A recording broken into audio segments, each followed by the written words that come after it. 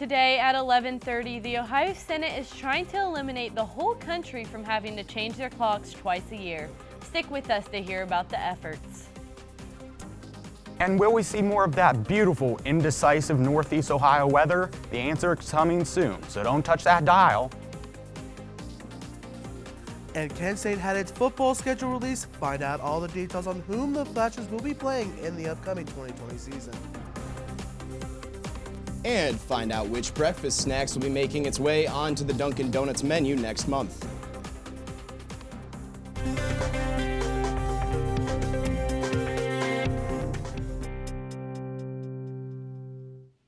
Welcome to your Thursday Flashcast, Portage County. Thanks for joining us on this snowy February morning. I'm Anna Louden. And I'm Dan Snyder. 5 families, 6 families actually, are grieving and will be grieving because of this horrific act of this individual. 5 people were killed by a gunman during a rampage on the Milwaukee campus of Molson Coors Beverage Company Wednesday afternoon. The gunman was a 51-year-old Milwaukee man who died by suicide.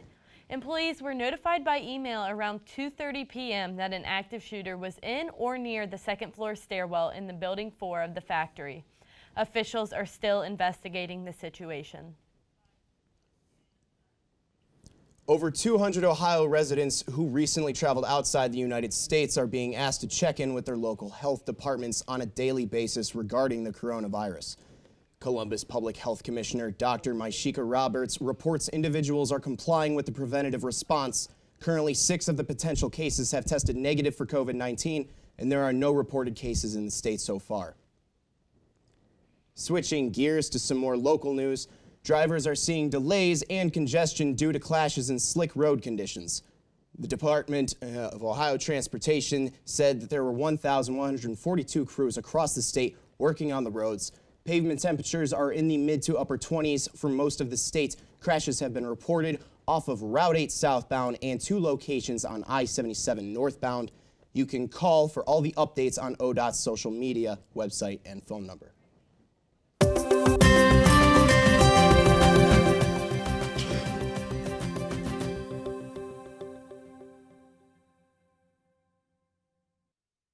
Hey there, Portage County. So starting off today, we're going to see a temperature of 27 degrees at 10 a.m. Moving on 6 hours later, that is a technical difficulty, but your old Weather Willie believes that the temperature will be 25 degrees and cloudy. And then moving on later tonight, we're going to see a temperature of 23 degrees and continually cloudy all day, which moving in now here in Kent, Portage County, we're going to see an average temperature of 20 degrees, but with the wind chill, it's going to feel like 6. There is going to be strong winds today, so make sure you be careful on the roads and bundle down. High humidity and very clear skies, very clear visibility. And tonight, it will be 22 degrees with flurry. There is going to be an inch of snow, so it shouldn't be that much of a concern. And moving on to the 7-day forecast, we're going to see an average temperature of 28 degrees and in the low 30s for this weekend. So I'm sorry if you had plans. But moving on into next week, we're going to see degrees in the 50s and rain. And that was the word from the sky. Please tune in at 6 tonight for the updated forecast. I'm Welleed El-Mobasher for TV2 Weather. Thanks, Portage County. Ohio Senate on Wednesday approved a resolution calling on the U.S. Congress to put the country permanently on daylight savings time. President Trump tweeted last year he is in favor of the idea. An Ohio senator believes that the time changes in the fall and spring can lead to health issues, workplace injuries, and car accidents as people struggle to adjust. The resolution will go to the Ohio House next. Yesterday, a federal ruling struck down 2 of Ohio BMV's policies pertaining to children of refugees and undocumented immigrants. The former policies restricted a teen's ability to acquire a driver's license or state ID before first providing legal immigration documentation of a parent or legal guardian. The ruling will affect more than 4,000 Ohio teens, including children of refugees. And Ohio lawmakers proposed a new House bill that would prohibit transgender female athletes from participating in girls' sports. It is called the Save Women's Sports Act, and supporters say the bill is all about fairness and protecting women's sports. People that don't agree with the bill think that it doesn't make sense and think that transgendered students should have equal opportunity. If passed, the law would apply to all public and private schools and colleges. After growth in land over the last 15 years, Summit MetroParks is asking voters to increase the countywide tax supporting the park district. Voters in the March 17 primary election will decide on continuing a property tax levy of $1.46 million and an increase of $0.54 million for a total of $2 million. Summit MetroParks executive director said they have gone 14 years without an increase, and the levy will account for 90% of the parks district's funding. A 64-year-old Cleveland pastor is being held on a $100,000 bond.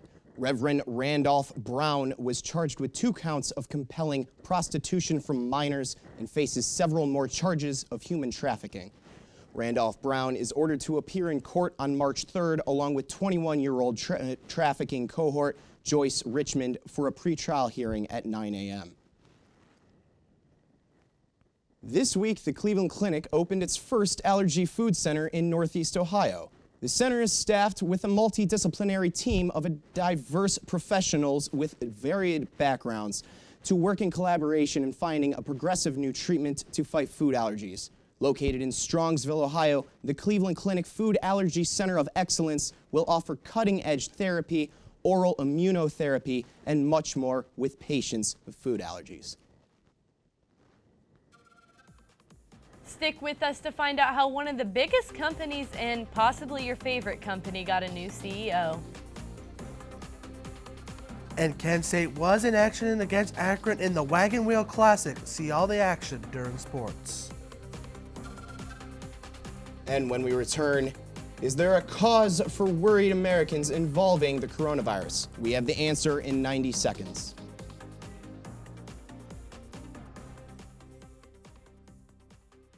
This is Portage County's TV2, broadcasting from the campus of Kent State University, streaming online at kentwired.com.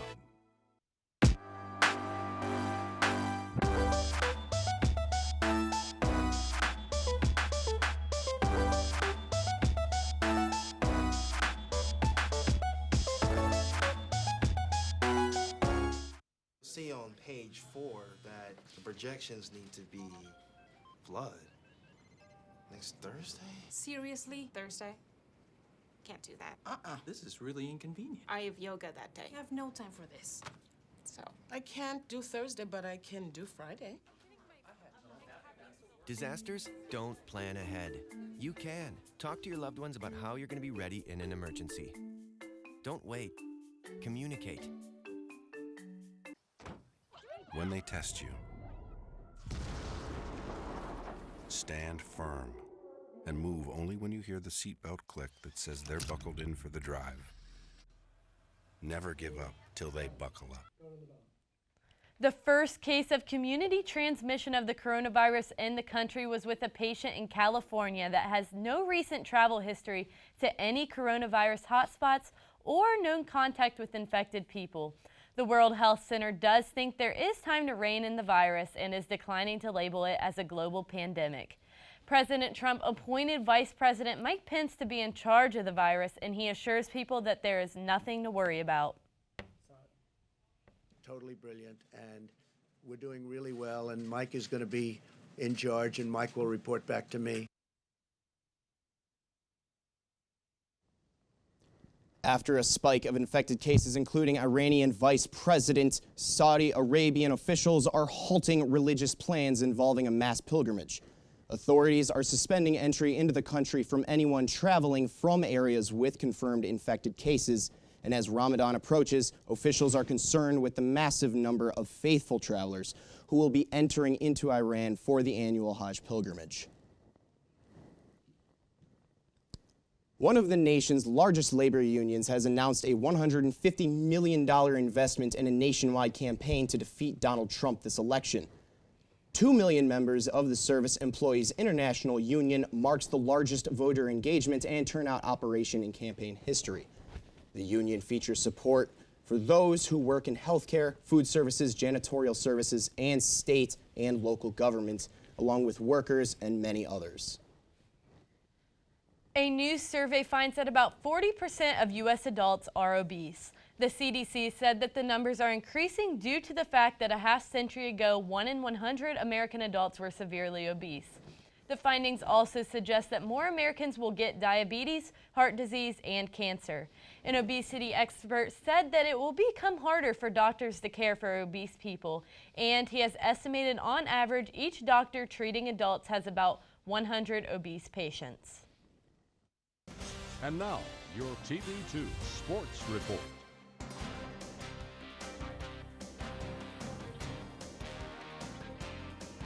Football team has released its official schedule for the 2020 season after one of the most successful seasons in program history, which featured a bowl victory. The Flashes will look to build off that success.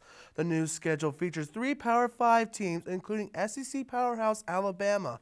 The Flashes will only play 5 home games as they look to have another successful season. The Kent State women's basketball team played host to rival Akron last night in hopes of sweeping the Wagon Wheel Series. Let's take a look at the action. All right, we got the team warming up. Flash, he's super excited. He's pumped for some action. I know, as I was too. Here we got Lindsey Thal from the top of the key, draining the three-pointer. And it was just all Flashes all day. And look at this nice ball movement. Megan Carter, she's bringing it up the court. She passes to Asia Dingle, who finds the cutting Amy Schumett for the layup. And as I said, it was basically all Flashes all day. As here we have Asia Dingle. She's going to find Lindsey Thal, and she's going to put it up for the nice basket. And Kent State went on to win this game 68-50 and swept the Wagon Wheel Series. The Cleveland Cavaliers took on the Philadelphia 76ers last night in just the 4th game under new head coach J.B. Bickerstaff. Star forward Joel Embiid would exit the game for the 76ers, and that would prove costly for Philly as the Cavaliers were able to take advantage of his unforeseen absence. The Cavaliers won the contest 108-94 and improved to a record of 3-1 under Bickerstaff. Now, Cleveland Browns quarterback Baker Mayfield is going to make some changes this offseason. After admitting to putting on some weight in order to bulk up and increase durability, it resulted in Baker being a few steps slower than the season before. Baker now plans on trying to slim down a bit and improve his speed and footwork in order to rebound from a struggling season. That is all for the world of sports this morning. Be sure to follow us at TV2 KSU Sports on Twitter for more updates on Kent State sports. I'm Brook McMillen. Back to you guys. The new CEO after Bob Iger abruptly stepped down Tuesday. Iger is now the executive chairman and the director of the company's creative endeavors. He will remain with Walt Disney Company until his contract expires at the end of 2021. Iger says now is the right time for the company to transition to a new CEO. Bob Chapek is taking over for Iger. He served most recently as the chairman of Disney Parks Experiences and Products. That is all we have for you today. Thanks for tuning in. Tune back in at 6 tonight for our live newscast. For more updates on breaking stories, I'm Dan Snyder. And I'm Anna Louden. Have a great day, Portage County.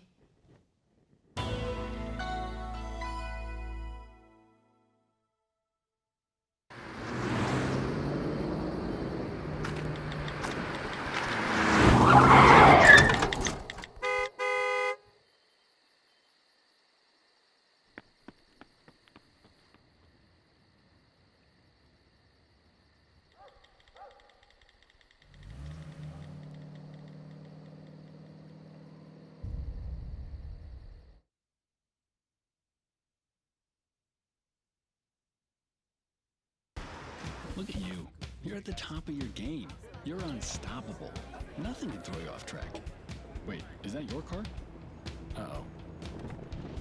Yeah, I saw that coming. That will throw you off track. You're looking at around 10 grand in fines, legal fees, and increased insurance rates. Let's try this again. Smart move. Because buzz driving is drunk driving.